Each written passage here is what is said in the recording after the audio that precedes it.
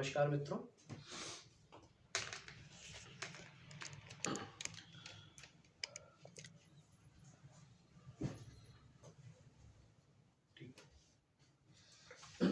देखिए, आज हम इसके पहले हम लोग भारत के संविधान का जो पहला भाग था संघ और राज्य क्षेत्र और दूसरा भाग नागरिकता, इसके विषय में हम लोगों ने चर्चाएं की थी। आज जो महत्वपूर्ण टॉपिक है वो भारत के संविधान का तीसरा भाग मूल अधिकार, ठीक है। इसके विशिष्ट पहलुओं पर आज हम चर्चा करेंगे। और मैंने आपसे बार बार कहा था कि आप इस संविधान मूल अधिकार जो हमारे अनुच्छेद 12 से लेकर 35 तक दिए गए हैं, इसकी एक एक आर्टिकल्स आप लोग दिमाग में रखें, क्योंकि बहुत अधिक क्वेश्चन यहाँ से पूछे जाते हैं। इस वजह से आप लोग इसको ज़रूर याद रखें। और इसके बाद नीति निर्देशक तत्वों को भी आपको पता ही है। पहले आप हेडिंग डाल लीजिए, मूल अधिकार।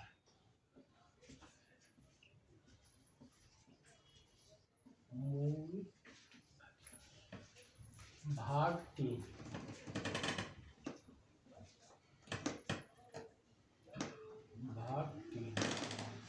अनुच्छेद 12 से 35, ठीक है। जैसा कि मूल अधिकार के विषय में इस शब्द से आशय है कि व्यक्तियों को प्रदत्त जो अधिकार है, उसके जो मूल अधिकार है, उसकी चर्चाएं यहाँ पर की गई।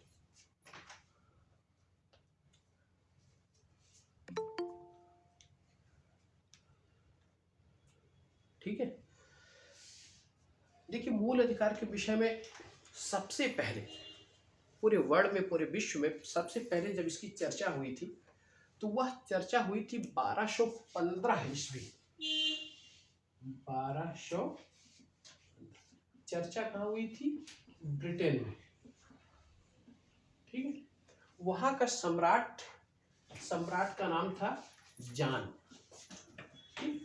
वहां के नागरिकों के एक अधिकार पत्र पर जॉन ने पहली बार जो हस्ताक्षर किया था वो कब किया था? 1215 में, ठीक है।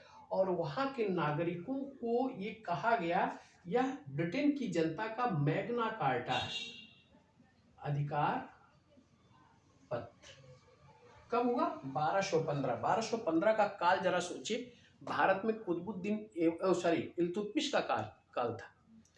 उस समय पहली बार, ठीक है, अपने अधिकारों के प्रति सचेष्ट ब्रिटेन की जनता ने वहां के सम्राट से मांग की थी कि हम लोगों को ये अधिकार प्रदान किए जाए जो नैसर्गिक हमारे विकास के लिए आवश्यक है, ठीक है।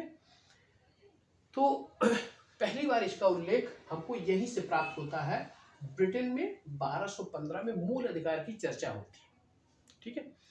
उसके बाद हम देखते हैं कि 1789 का 89 का जो फ्रांसीसी क्रांति होती है, तो फ्रांसीसी क्रांति में अपने नागरिकों को मानवाधिकार का उसके द्वारा क्रांति के बाद दिया गया था।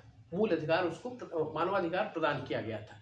उसके बाद 1791 में, ठीक है, अमेरिकी संविधान में, वैसे अमेरिकी संविधान की जो मूल संविधान है उसमें मूल अधिकार की चर्चा नहीं की गई है, लेकिन संविधान संशोधन के द्वारा 1791 में अमेरिका में नागरिकों को मूल अधिकार प्रदान किए गए थे, ठीक है। तो हम इसकी यात्रा अगर मूल अधिकार की देखते हैं तो 1215 से ब्रिटेन से शुरू होता है, और ब्रिटेन से यात्रा शुरू होने के बाद यह 1789 में फ्रांस के क्रांति के बाद वहाँ मानवाधिकार प्रदान किया गया, और 1791 में अमेरिका में संविधान संशोधन के द्वारा नागरिकों को मूल अधिकार प्रदान किया गया था, ठीक है।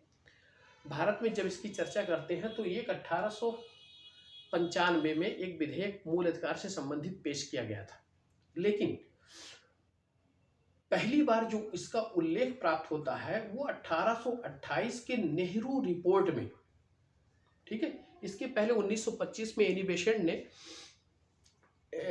एक मूल अधिकार की मांग जरूर की थी, लेकिन पहली बार 1828 में नेहरू रिपोर्ट में मूल अधिकार की चर्चा हुई थी।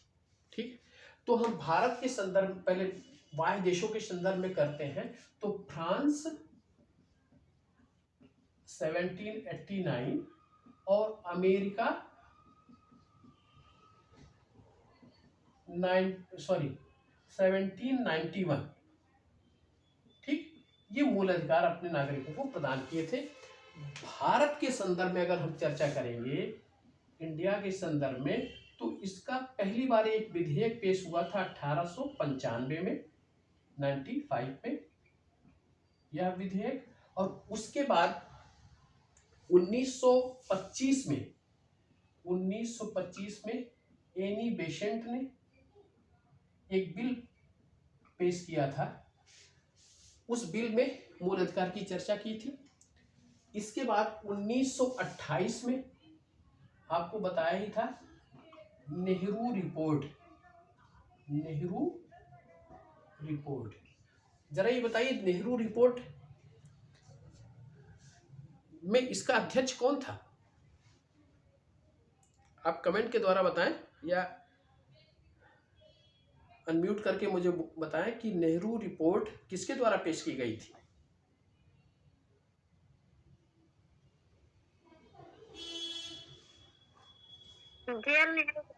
जी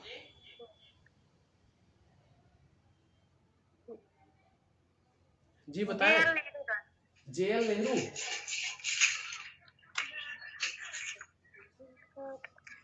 जवाहरलाल नेहरू।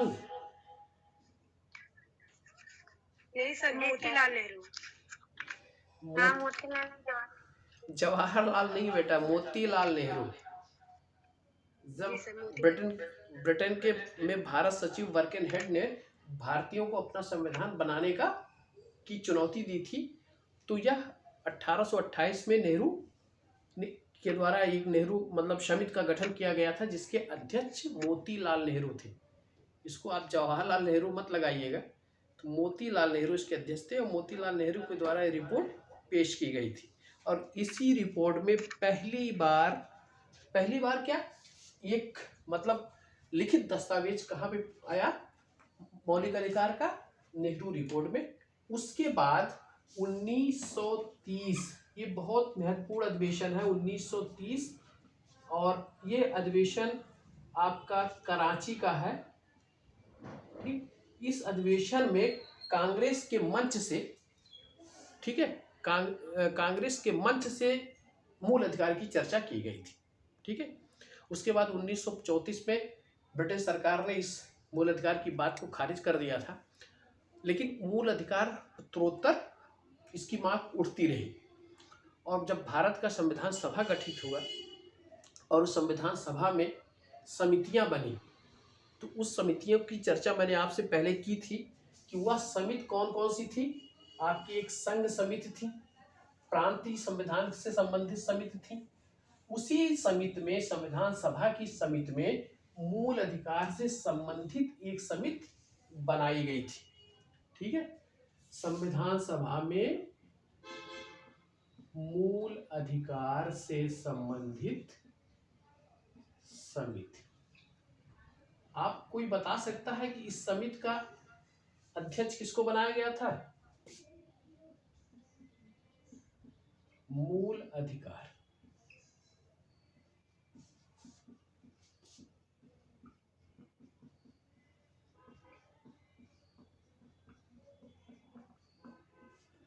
ठीक है, बताइए।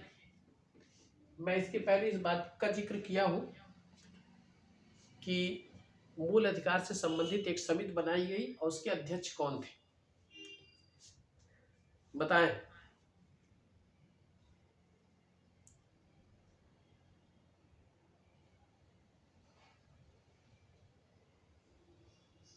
सर वल्लभ भाई पटेल सरदार। वेरी गुड, बहुत अच्छा।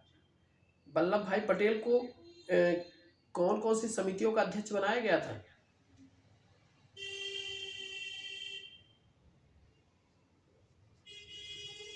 इसका सर मूल अधिकार अल्प और प्रांत है ना। हाँ, मूल अधिकार और अल्प संविधान समिति और अल्प संविधान समिति और प्रांत है। वेरी गुड, बहुत अच्छा, बहुत अच्छी बात। वल्लभ भाई पटेल को प्रांतीय संविधान समिति का अध्यक्ष, मूल अधिकार से संबंधित समिति का अध्यक्ष, अल्पसंख्यकों के अधिकार से संबंधित समिति का अधिकार अध्यक्ष बनाया गया था। ठीक है, तो यहाँ जो मूल अधिकार है इसके अध्यक्ष, समिति के अध्यक्ष कौन थे? वल्लभ भाई पटेल।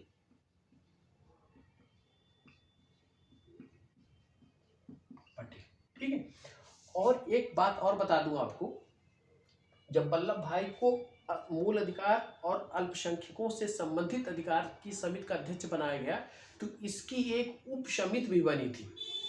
मूल अधिकार और अल्पसंख्यकों के अधिकार से संबंधित एक उप समिति बनाई गई थी। उस उप समिति के अध्यक्ष थे जेबी कृपलानी। जेबी कृपलानी। ठीक है, इसके बाद हमारा संविधान बना और संविधान में जो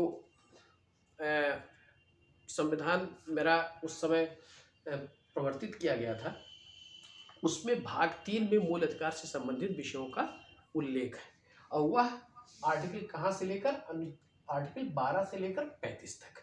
ठीक है, अब हम आते हैं, देखते हैं कि यहाँ से जो प्रश्न उठाए गए हैं, प्रश्न काफी पूछे गए हैं इसके पहले, और उसमें महत्वपूर्ण क्या रहता है कि कभी कभी ए और बी दे देता है और एक तरफ आपका आर्टिकल देता है और दूसरी तरफ उससे संबंधित विषय दे देते हैं।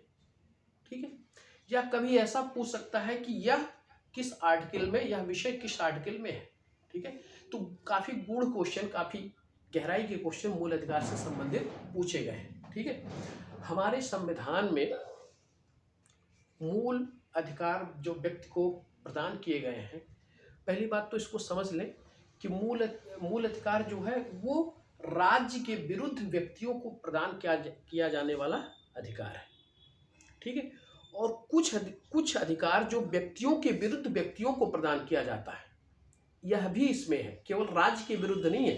तो मूल अधिकार में मुख्यतः क्या है? राज्य के विरुद्ध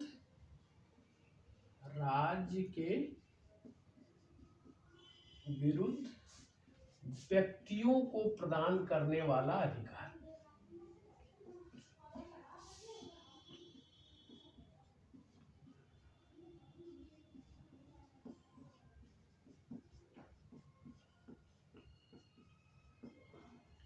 ठीक, एक ये है और दूसरा इसमें है व्यक्ति के विरुद्ध व्यक्ति को, व्यक्ति के विरुद्ध व्यक्ति को, ये दो प्रकार के अधिकार यहां पर दिए जाते हैं, एक राज्य के विरुद्ध और एक व्यक्ति के विरुद्ध व्यक्ति को अधिकार प्रदान किया गया। ठीक है, पहले हम चर्चा कर लेते हैं मूल अधिकार कौन कौन से हैं, उसके बाद इसकी प्रमुख विशेषताओं पर हम आते हैं। तो भारत इस संविधान में भाग 3 में व्यक्ति को पहले 7 प्रकार के मूल अधिकार प्रदान किए गए थे। ठीक, लेकिन 44वें संविधान संशोधन 1978 के द्वारा, 2 संविधान संशोधन आप हमेशा दिमाग में रखिएगा, एक 42वां संविधान संशोधन 42वां और एक जो है 44वां। ठीक है, ये संविधान संशोधन बहुत ही इंपॉर्टेंट है। एक 1976 में हुआ था 42 वाला और 44वें संविधान संशोधन 1978 में किया गया था। ठीक है, इस संविधान संशोधन के द्वारा एक मूल अधिकार को हटा दिया गया था। ठीक है, तो पहले आप देख लें कौन कौन से मूल अधिकार हैं। एक राज्य के विरुद्ध व्यक्तियों को प्रदान करने वाला अधिकार और दूसरा व्यक्ति के विरुद्ध व्यक्ति को दिया जाने वाला अधिकार। ठीक है, अब हम देखते हैं कि जो मूल अधिकार है वो किस अनुच्छेद में क्या क्या निहित है।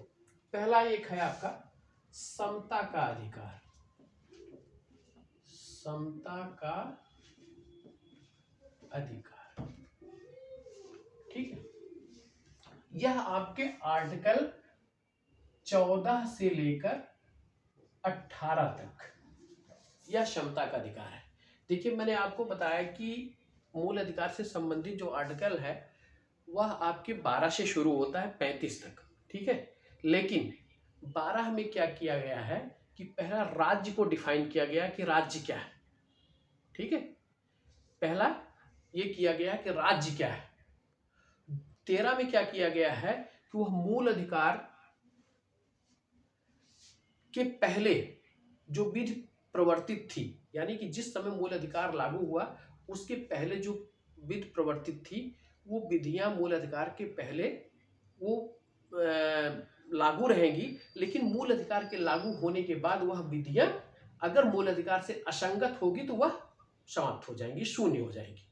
और इसी में ये दिया गया कि कोई भी राज्य कोई भी ऐसी विधि नहीं निर्मित करेगा जिससे मूल अधिकार में कमी की जा सके, ठीक है। यद्यप मूल अधिकार एब्सोल्यूट नहीं है, अत्यांतिक नहीं है, ठीक है। हमको प्रदान किया गया जो मूल अधिकार है ऐसा नहीं कि हमेशा हमको मिलता ही रहेगा, कुछ विशेष परिस्थितियों में इस पे निर्बंधन लगाया जा सकता है, यानी कि इसको बंधित किया जा सकता है विशेष परिस्थितियों में, ठीक है। अभी मैं उसका जिक्र करूंगा। तो उसके बाद जो शुरू होता है मूल अधिकार वो कहां से, समता का अधिकार 14 से लेकर 18 तक। दूसरा मूल अधिकार है स्वतंत्रता का अधिकार, स्वतंत्रता का अधिकार। यह अधिकार आपका 19 से लेकर 22 तक, ठीक। तीसरा मूल अधिकार आपका शोषण के विरुद्ध अधिकार, शोषण के विरुद्ध अधिकार। यह अधिकार आपका 23-24 में, ठीक है। इसके बाद आपका पांचवा है धार्मिक स्वतंत्रता का अधिकार।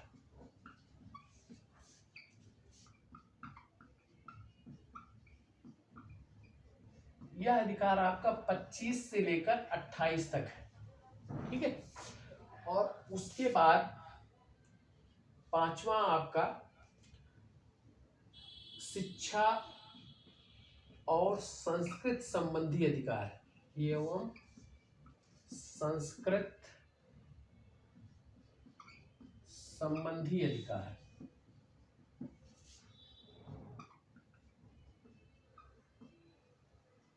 यह अधिकार आपका 29-30 में है, ठीक है। और छठा आपका है संवैधानिक उपचारों का अधिकार, संवैधानिक उपचारों का अधिकार, ठीक है। देखिए यह आपके 32 से लेकर 35 तक में है, 32 से 35 में, ठीक है। लेकिन मूलतः संवैधानिक उपचार का जो अधिकार है वो मूलतः 32 में समाया हुआ है। आप यहाँ देखेंगे 14 से शुरू हुआ, लेकिन 31 जो है आर्टिकल 31 यहाँ नहीं है, 31 को निकाल दिया गया है, ठीक है। और जब निकाल दिया गया वही एक अधिकार हमारा कम किया गया। वह अधिकार कौन सा था, वह संपत्ति का अधिकार था, संपत्ति का अधिकार।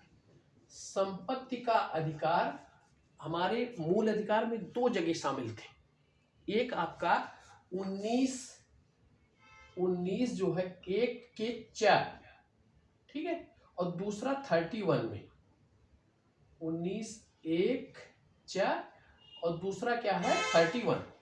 ये दो जगह मेरे संपत्ति के अधिकार थे, लेकिन 44वें संविधान 44th संविधान संशोधन के द्वारा 1978 में पारित किया गया था। इसके द्वारा संपत्ति के अधिकार को निकाल कर कहाँ किया गया, 300 का में डाला गया, आर्टिकल 300 का, ठीक है। और यह इसको क्या बना दिया गया, विधिक अधिकार, विधिक अधिकार, ठीक है। संपत्ति के अधिकार को कहां पे दिया गया, मूल अधिकार नहीं किया गया, इसको विधिक अधिकार के रूप में 300 का में डाल दिया गया।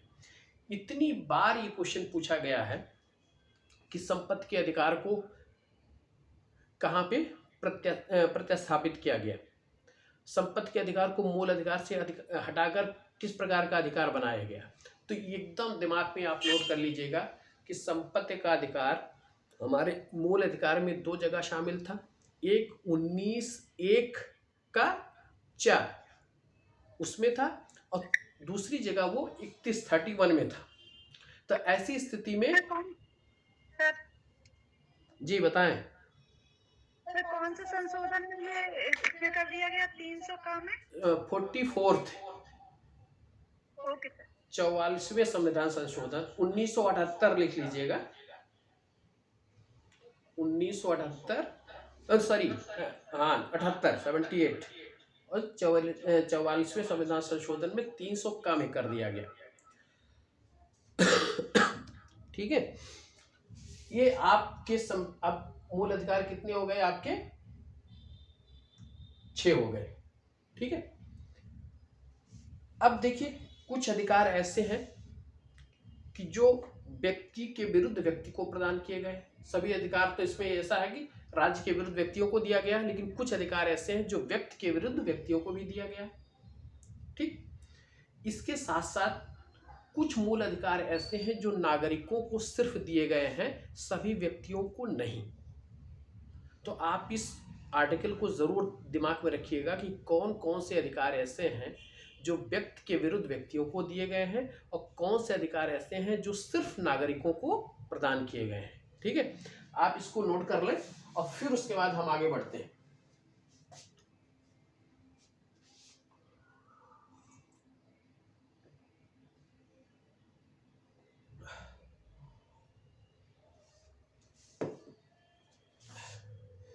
चलिए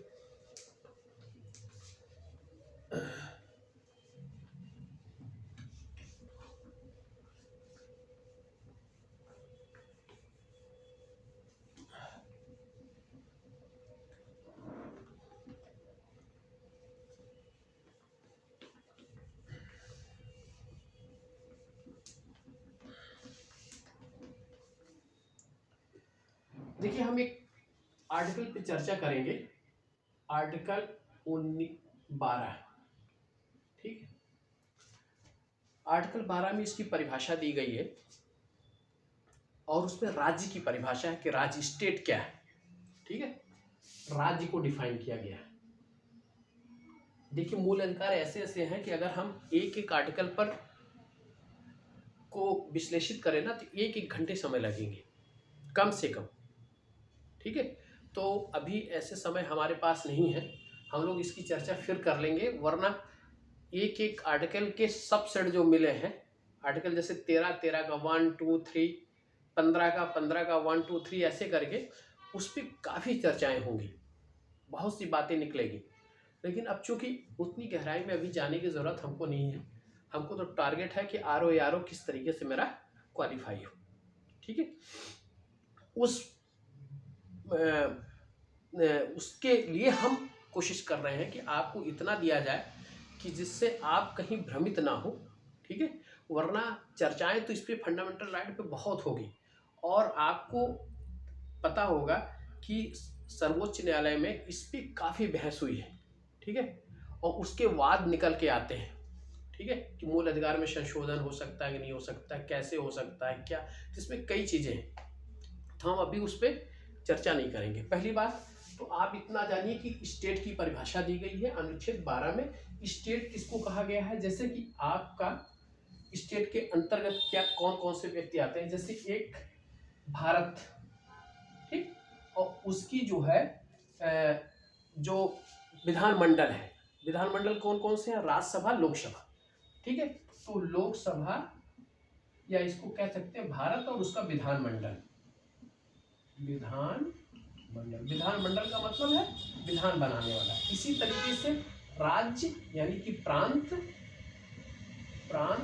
और उसका विधान मंडल, ये हमारे स्टेट में आते हैं। और फिर स्थानीय प्राधिकारी, स्थानीय प्राधिकारी।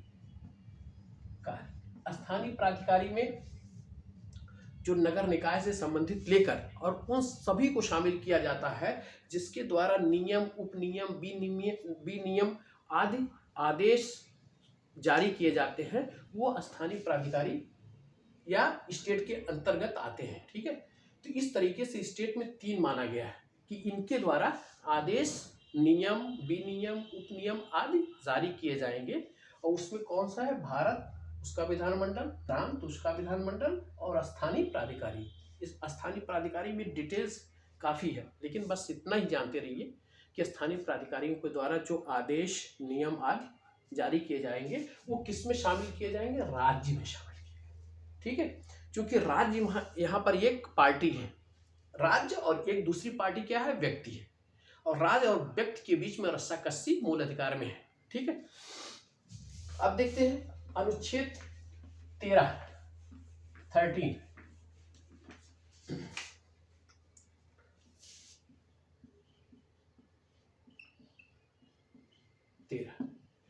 13 में एक है कि 13(1).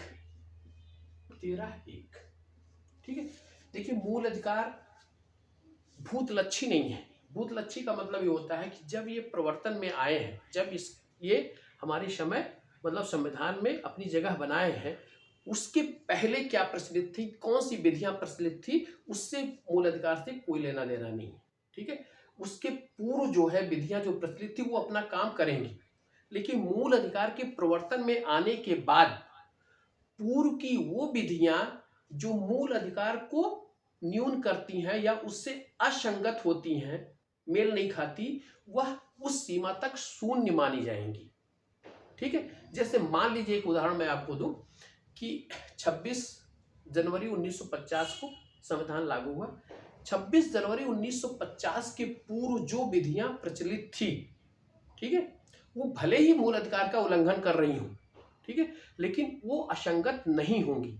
लेकिन मूल अधिकार यानी कि संविधान लागू होने के बाद, ठीक है, वो विधियां जो हमारे मूल अधिकार से मेल नहीं खाती या असंगत हैं, वह विधियां उस सीमा तक शून्य हो जाएंगी, मतलब उसका प्रवर्तन नहीं रह जाएगा। ये कहाँ कहा गया है? 13(1) में, यानी कि संविधान के पूर्व विधियों के विषय में, विधियों के विषय में। ठीक, और 13(2) में क्या कहा गया है? 13(2) में कहा गया है कि राज्य कोई ऐसी विधि नहीं बनाएगा जिससे राज्य कोई ऐसी विधि नहीं बनाएगा जो मूल अधिकार को न्यून करता हो या उससे असंगत होता है। यानी कि संविधान लागू होने के बाद, संविधान लागू होने के बाद, ठीक है, ये आप दोनों याद रखिएगा। एक आर्टिकल आपका 13(1) और एक आर्टिकल आपका 13(2), संविधान लागू होने की पूर्व की विधियों के विषय में, और 13(2) क्या है? संविधान लागू होने के बाद की विधियों के विषय में। ये आपको स्पष्ट करता है कि राज्य के द्वारा कोई ऐसी विधि नहीं बनाई जाएगी जो मूल अधिकार को न्यून करती हो।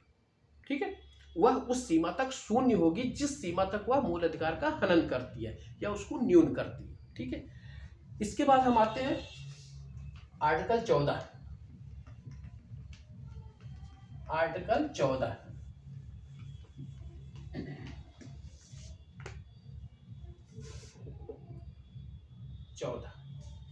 आर्टिकल 14 में है कि विधि के समक्ष समता और विधि का समान संरक्षण।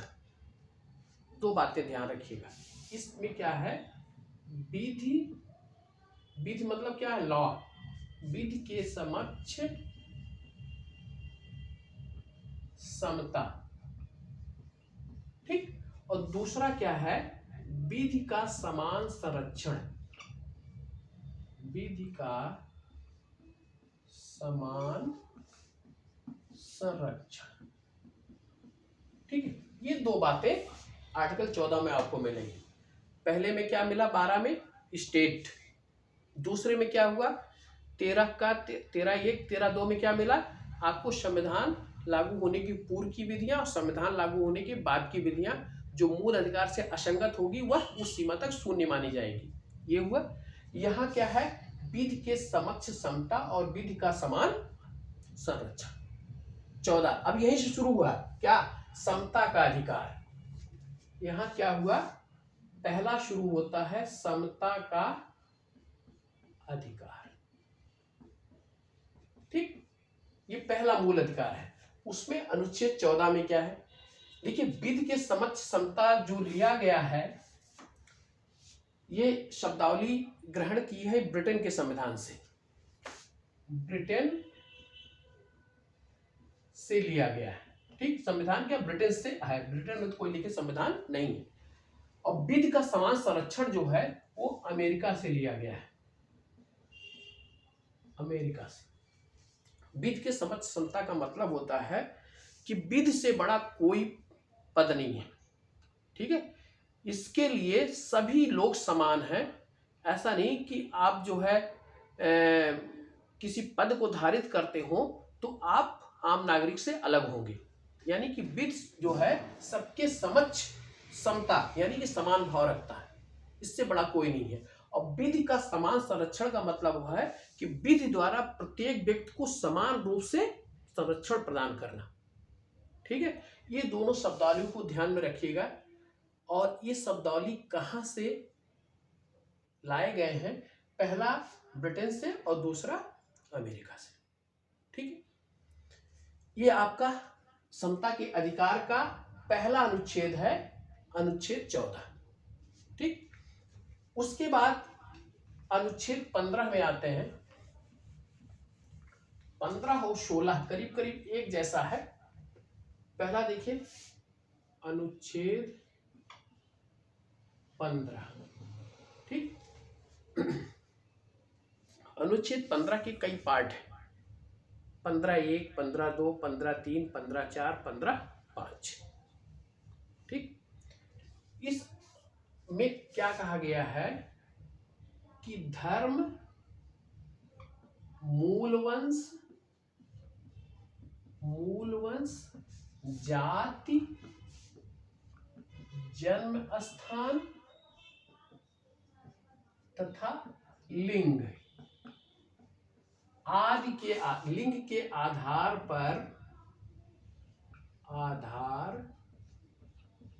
पर भेदभाव नहीं।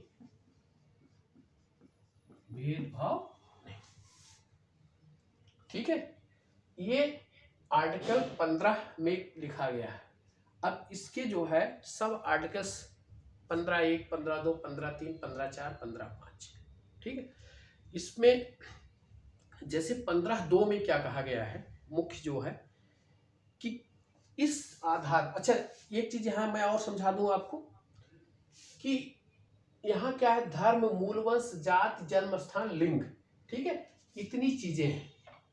ठीक, और आर्टिकल 16 में क्या है, आर्टिकल 16 में क्या है कि उद्भव यानी कि व्यक्ति कहाँ उद्भव किया, उद्भव और निवास। ठीक, इसके आधार पर भी भेदभाव नहीं कहा, मतलब किया जाएगा। यानी कि यदि कहीं भी निवास कर रहा हो, यहां देखिए निवास का जिक्र नहीं है, और उसका उद्भव कहां से है, इसके आधार पर भी कोई भेदभाव व्यक्ति से नहीं किया जाएगा। ये आर्टिकल 16 में, यानी कि इसका बृहद रूप, 15 का बृहद रूप जो है आर्टिकल 16 में।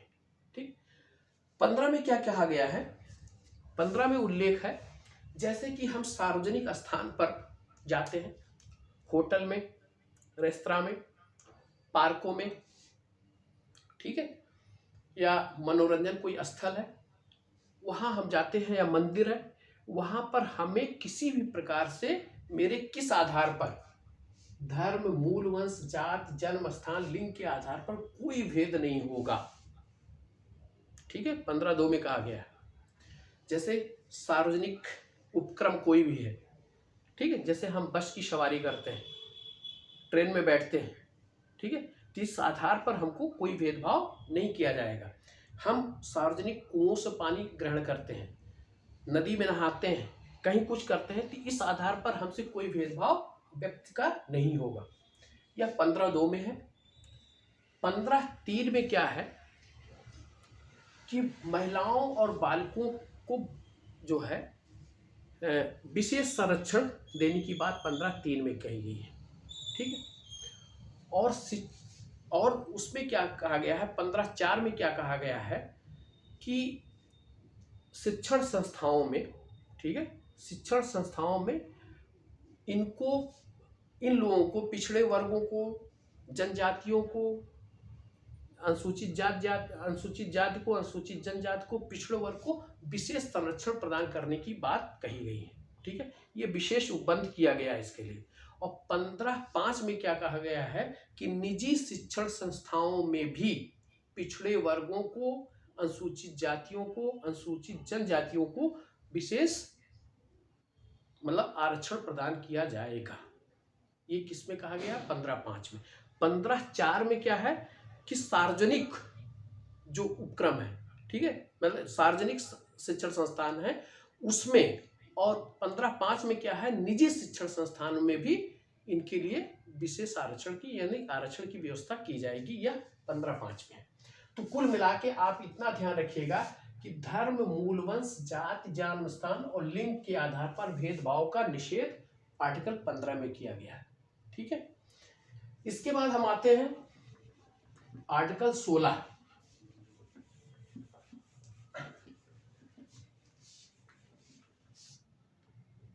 आर्टिकल 16। आर्टिकल 16 में क्या है कि लोक नियोजन या इसको कह सकते हैं सरकारी नौकरियों में, सरकारी नौकरी, ठीक है। लोक नियोजन में भेदभाव का निषेध, ठीक। किसके आधार पर, जो मैंने अभी 15 में बताया उसमें उद्भव और निवास भी जोड़ लीजिएगा कि किसी भी प्रकार का लोक नियोजन में आपका भेदभाव स्वीकार नहीं होगा। लेकिन हमारे यहाँ जो शैक्षणिक रूप से, सामाजिक रूप से जो पिछड़े वर्ग हैं, अनुसूचित जाति, अनुसूचित जनजाति हैं, पिछड़े वर्ग हैं, उनको ऊपर उठाने के लिए विशेष उपबंध का प्रावधान यहाँ किया गया है। वो भी 16(1), 16(2), 16(3), 16(4) इस तरीके से बटा हुआ है, ठीक है। तो लोक नियोजन यहाँ आ गया। और वहाँ क्या है कि लोक नियोजन में समान अवसर प्रदान करना है, इसको कह सकते हैं कि लोक नियोजन में समान अवसर प्रदान करना। जो शब्दावली है उसको प्रयोग किया जाए, समान अवसर प्रदान करना, ठीक। उसके बाद आर्टिकल आपका आता है आर्टिकल 17, अनुच्छेद 17। 17 में क्या है, अस्पृश्यता का अंत। अस्पृश्यता का अंत। अस्पृश्यता किसे कहते हैं, छुआछूत को, ठीक है। हमारे यहाँ जो हमारे समाज में एक बुराई के रूप में शामिल था, उसके अंत का प्रावधान कहाँ किया गया, 17 में, ठीक है। और उसके बाद 18 में क्या किया गया, अनुच्छेद 18, इसमें जो है उपाधियों का अंत, ठीक। अब कोई व्यक्ति अपने नाम के आगे कोई उपाधि या नाम के आगे या नाम के पीछे नहीं लगा सकता, ठीक है। जैसे कि पहले कई उपाधियां प्रदान की जाती थी, वो उपाधियां अब यहाँ नहीं है, लेकिन इस पे काफी विवाद हुआ है उपाधियों के अंत पे। 1954 में हमारे यहाँ भारत रत्न, पद्म विभूषण, पद्म भूषण, पद्म श्री पुरस्कार देने की परंपरा स्टार्ट हुई 1954 में, ठीक है। सेना के कुछ मेडल दिए जाते थे, ठीक है, शिक्षा क्षेत्र में उपाधियां दी जाती हैं। ठीक है, तो इसमें कहा गया है ये उपाधियां जो 54 से शुरू हुई, तो 1977 में जब जनता पार्टी की सरकार आई तो वो कहा कि ये फंडामेंटल राइट जो है उसके विरुद्ध ये उपाधियां दी जाती हैं, इसलिए इसने इन उपाधियों को बंद करा दिया 1977 में। ठीक है, और फिर जब 1980 में कांग्रेस की गवर्नमेंट रिपीट आती है तो इसने पुनः उन उपाधियों को स्टार्ट कराया, और फिर इसका वाद न्यायालय में गया और न्यायालय ने कहा, ठीक है, कि आप शिक्षा और सेना, ठीक है, उपाधियों के अंत में शिक्षा प्लस सेना के अलावा किसी भी प्रकार की उपाधियां आप प्रदान नहीं कर सकते। जैसे हमको परमवीर चक्र, महावीर चक्र इनको दिया जाता है ना, तो इसके अलावा और किसी भी प्रकार की उपाधियां दे नहीं सकते। और भारत रत्न, पद्म विभूषण, पद्म भूषण इसलिए दिया जाता है कि उसमें कहा गया है कि यह व्यक्ति नाम के आगे या नाम के पीछे इन शब्दों का प्रयोग नहीं करता, इसलिए इसकी मान्यता उच्चतम न्यायालय ने मान ली। ठीक है, तो उपाधियों का अंत किस आर्टिकल में है? 18 में। 17 में क्या है? अस्पृश्यता का अंत है। 16 में आपका सरकारी नौकरियों या लोक नियोजन में समान अवसर प्रदान करना है, और 15 में आपका धर्म, जाति, जन्मस्थान, मूल वंश, लिंग के आधार पर विभेद नहीं करना चाहिए।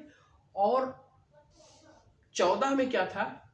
ठीक है, विधि के समक्ष समता और विधि का समान संरक्षण। तो ये आपका समता का अधिकार, एक मूल अधिकार की चर्चा की गई 14 से लेकर 18 तक की। उसके बाद जो सेकंड मेरा अधिकार आता है वो स्वतंत्रता का अधिकार है।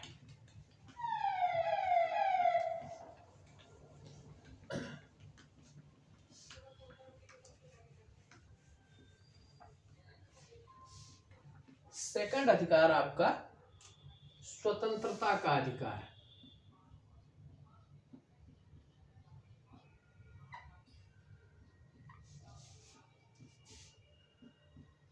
यह आर्टिकल कहां से कहां तक है? स्वतंत्रता का अधिकार अनुच्छेद 19 से 22 तक। ठीक, पहले आर्टिकल में अनुच्छेद 19 लेते हैं, अनुच्छेद 19। ठीक, इसमें व्यक्ति को 6 प्रकार की स्वतंत्रता प्रदान की गई है। एक 7वीं स्वतंत्रता भी थी संपत्ति के अधिकार की, ठीक है, उसको हटा के विधिक अधिकार में शामिल कर लिया गया। इसलिए इसमें कितनी प्रकार की स्वतंत्रता है? 6 प्रकार की।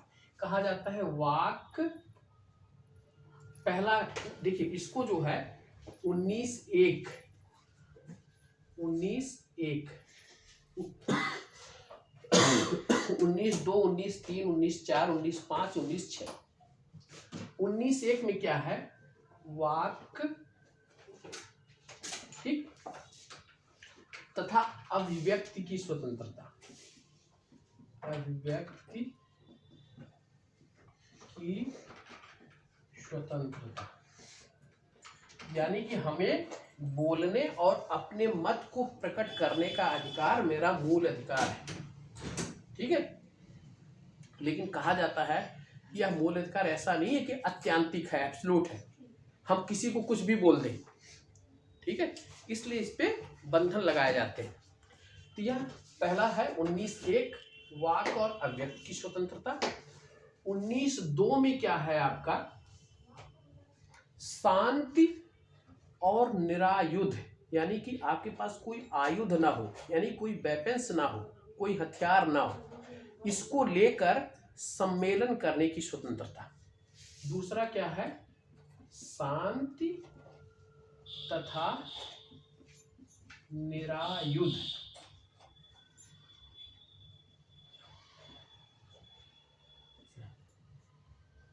निरायुध के साथ सम्मेलन की स्वतंत्रता, सम्मेलन की स्वतंत्रता। जैसे हम लोग क्या करते हैं, कहीं भी कोई बात होती है तो हम लोग तुरंत एक सम्मेलन बुला लेते हैं, एक हड़ताल का आयोजन करते हैं। उसमें क्या होना चाहिए, शांति बनाए रखिए और आपके पास कोई वेपन्स ना हो, कोई हथियार ना हो जिसके साथ आप वहाँ उपस्थित रहें, तब आप सम्मेलन करने के लिए स्वतंत्र हैं। तीसरा आपका क्या है, संघ या संगठन बनाने की स्वतंत्रता। संघ संगठन बनाने की स्वतंत्रता ये व्यक्ति को दी गई है। हम क्या करते हैं, खट से एक संघ का निर्माण कर लेते हैं। पता चला ये कौन सा है, रेलवे का संगठन। ये क्या है, शिक्षा विभाग में प्राथमिक शिक्षक संघ है, माध्यमिक शिक्षक संघ है, उसके कई गुट हैं, तो ये हमको स्वतंत्रता प्राप्त हुई है। ठीक है, तो यह संघ और संगठन बनाने की स्वतंत्रता। चौथा आपका है भारत के राज्य क्षेत्र के अंतर्गत कहीं भी विचरण करने की स्वतंत्रता। भारत के राज्य या इसको कह सकते हैं विचरण करने की स्वतंत्रता। विचरण करने की स्वतंत्रता यानी कि भारत के राज्य क्षेत्र के अंतर्गत हम कहीं भी आ जा सकते हैं, हमको किसी प्रकार की कोई मनाही नहीं है। ठीक है, इसके बाद चौथे के बाद पांचवा क्या है, ठीक है, भारत के राज्य क्षेत्र के अंतर्गत कहीं भी निवास करने की स्वतंत्रता। ठीक है, निवास करने की स्वतंत्रता।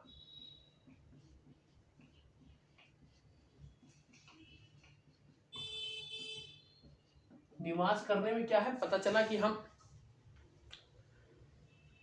यूपी के रहने वाले हैं, दिल्ली में जाके अपना घर बना लिए, या नॉर्थ के रहने वाले हैं साउथ चले गए, साउथ के रहने वाले हैं दक्षिण उत्तर पूर्व में चले गए। तो मतलब किसी भी स्थान पर जाकर हम अपने निवास स्थान बना सकते हैं, इसकी भी मनाही नहीं है। और नेक्स्ट क्या है आपका, जीविका, ठीक, कारोबार,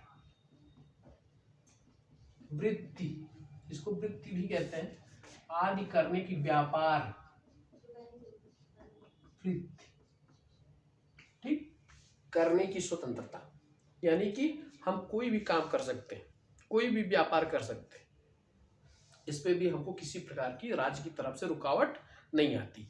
तो आपकी जो स्वतंत्रता है, इसी में एक संपत्ति के अधिकार की स्वतंत्रता भी यहाँ थी, लेकिन उसको भी हटाकर 300 कामे कर दिया गया।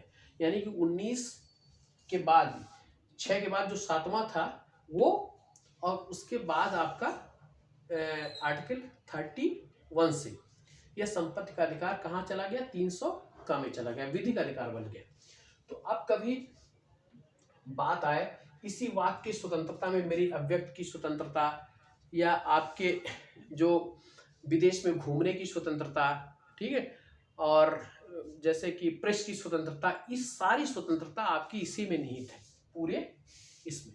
ठीक है, तो इसको आप दिमाग में रखिएगा कि 19(1), कभी कभी ये होता है, पूछ लेता है कि 19(1) में क्या है, इसको आप चेंज मत करिएगा कि पता चला कि मुझे पता नहीं और संघ को हम 2 में कर दिए, ठीक है, और शांति को 3 में कर दिए, नहीं, इसलिए कि पूछ लेगा 19(1), 19(2), 19(3), 19(4), 19(5), ठीक है, इस तरीके से है। तो आप वाक अभिव्यक्ति की स्वतंत्रता, शांति और निरायुध के साथ सम्मेलन करने की स्वतंत्रता, संघ और संगठन बनाने की स्वतंत्रता, विचरण करने की स्वतंत्रता, निवास करने की स्वतंत्रता, व्यापार, जीविका, कारोबार, वृत्ति करने की स्वतंत्रता, ये 6 स्वतंत्रता 1901 में है।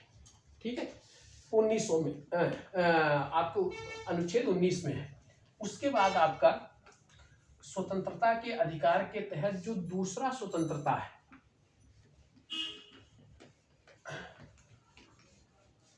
वह अनुच्छेद 20,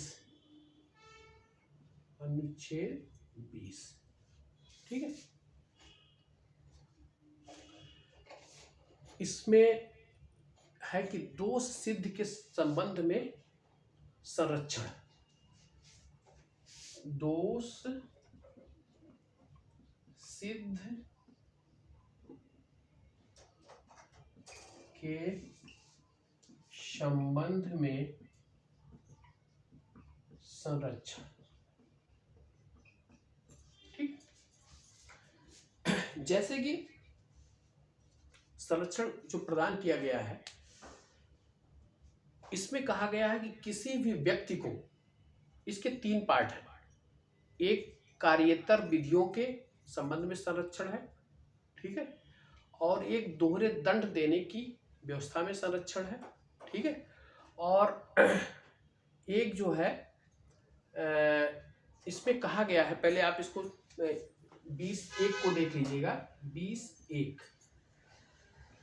20(1) में कहा गया है किसी भी व्यक्ति को उस दोष के संबंध में दंड नहीं दिया जा सकता जिस दोष के संबंध में उस समय कोई नियम प्रचलित ना हो। ठीक है, अगर कोई नियम प्रचलित नहीं है या वो विधि आपके कानून मतलब वो लागू नहीं है, तो कोई व्यक्ति अगर ऐसा कोई अपराध करता है तो उसको किसी प्रकार का दोष या दंड नहीं दिया जा सकता। ठीक है, आप समझ में आया कि किसी भी व्यक्ति को जब तक कोई कानून कोई नियम प्रचलित नहीं है, ठीक है, तब तक राज्य के द्वारा किसी भी प्रकार से दंडित नहीं किया जा सकता यदि कोई ऐसा अपराध वो करता है जो लगे कि नियम विरुद्ध है लेकिन वो नियम आपका प्रवृत्त नहीं है, तो आपको इससे संरक्षण प्रदान किया गया है। दूसरा क्या किया गया है इसमें कि किसी एक अपराध के लिए 2 बार दंड, 2 या 2 से अधिक बार दंड किसी को नहीं दिया जा सकता। ठीक है, ये संरक्षण यहां पर प्रदान किया गया है। दोष सिद्ध के संबंध में संरक्षण आर्टिकल 20 में किया गया। ठीक है, इसके बाद आपका आर्टिकल 21 जो आता है, अनुच्छेद 21, इसमें क्या है, प्राण और दैहिक स्वतंत्रता। ठीक, प्राण और दैहिक स्वतंत्रता के अंतर्गत इसका आशय आप समझिएगा कि किसी भी व्यक्ति को उसके प्राण से तभी उसको मतलब वो किया जा सकता है कि जब तक आपके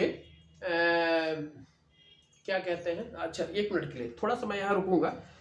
दोष सिद्ध के संबंध में संरक्षण का एक और पार्ट है जो 20(3) में आता है। 20(3) में आता है किसी व्यक्ति को आप प्रश्न नहीं कर सकते, उसको मतलब बाध्य नहीं कर सकते कि अपने विरुद्ध कोई साक्ष्य उपस्थित करे।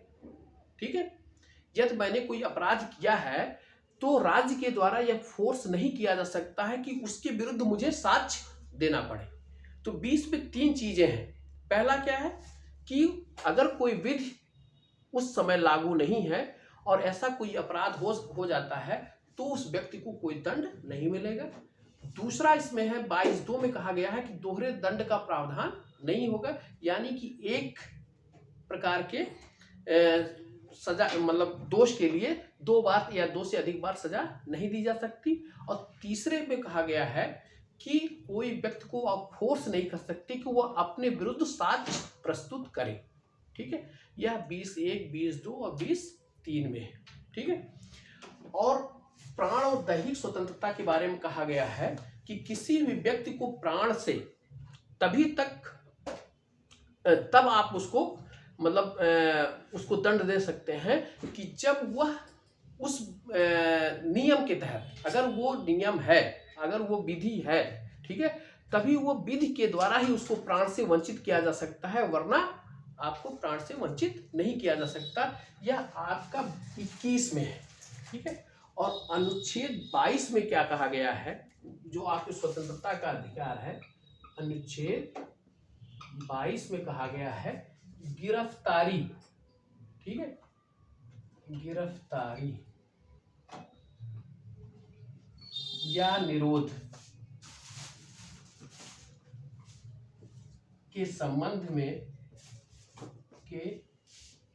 संबंध में संरक्षण।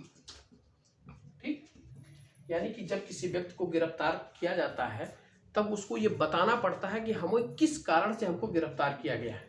ठीक, उसको ये बात कह के कि आपको इस धारा के अंतर्गत इस दशा में आपको गिरफ्तार किया जा रहा है, इसके पहले आप गिरफ्तार नहीं कर सकते, और उसे 24 घंटे के अंदर आपको मजिस्ट्रेट के सामने पेश होना पड़ेगा। ठीक है, ये भी आपको इस आर्टिकल के द्वारा प्राप्त हुआ है। और इसके साथ साथ उस व्यक्ति को अपने बचाव के लिए अपने विधिवेत्ता को भी साथ लेने का अधिकार इस आर्टिकल के विषय में के द्वारा दिया गया है। ठीक है, गिरफ्तारी या निरोध के संबंध में संरक्षण। ठीक है, तो यह हमारी स्वतंत्रता जो है वो 19 से शुरू होकर 19, 20, 21, 22। 19 में आपको मैं बता दिया कि 6 प्रकार की स्वतंत्रता। 20 में बताया मैंने आपका कि दोष सिद्ध के संबंध में संरक्षण, और 21 में आपको बताया कि प्राण या दैहिक स्वतंत्रता का अधिकार, और 22 में आपको बताया कि गिरफ्तारी या निरोध के विषय में आपको संरक्षण प्रदान करना है। ये आपकी स्वतंत्रता के अधिकार में 4 प्रकार के अनुच्छेद आते हैं। उसके बाद देखिए, स्वतंत्रता के बाद आपका आता है शोषण के विरुद्ध अधिकार।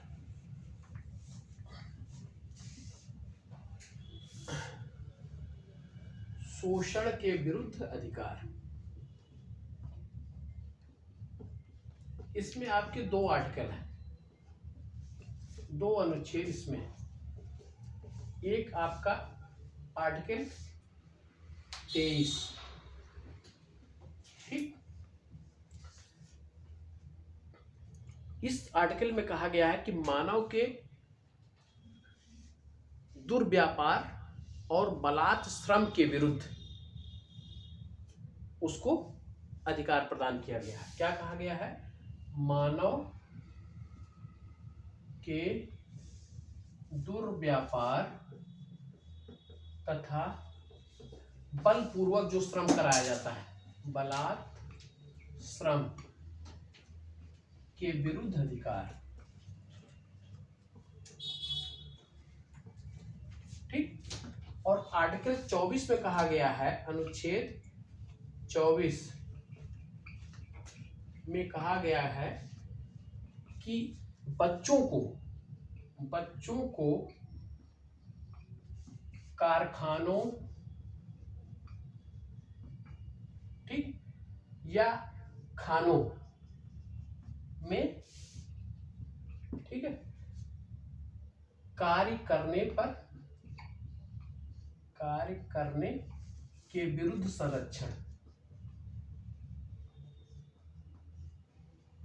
ठीक है, इसमें क्या कहा गया है? पहले कि मानव के दुर्व्यापार, यानी कि मानव के साथ किसी प्रकार का मतलब उसकी तस्करी करना, उसको ले जाना, इस प्रकार का संरक्षण, और उसको बलात् श्रम यानी कि बलपूर्वक उससे कोई काम कराना, जैसे बधुआ मजदूरी, ठीक है, इस प्रकार के कार्य करवाने से उसको संरक्षण प्रदान किया गया है।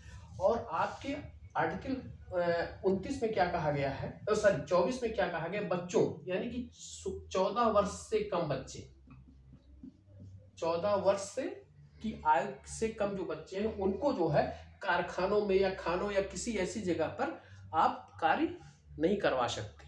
ठीक है, इसीलिए हम देखते हैं कि बाल श्रम के विरुद्ध अधिनियम बनाया गया था, और बाल श्रम करते हुए किसी भी व्यक्ति को, करवाते हुए किसी व्यक्ति को दंड दिया जा सकता है। ठीक है, यह हमको इस अनुच्छेद के द्वारा, अनुच्छेद 24 के द्वारा यह अधिकार हमें प्राप्त होता है। ठीक है, तो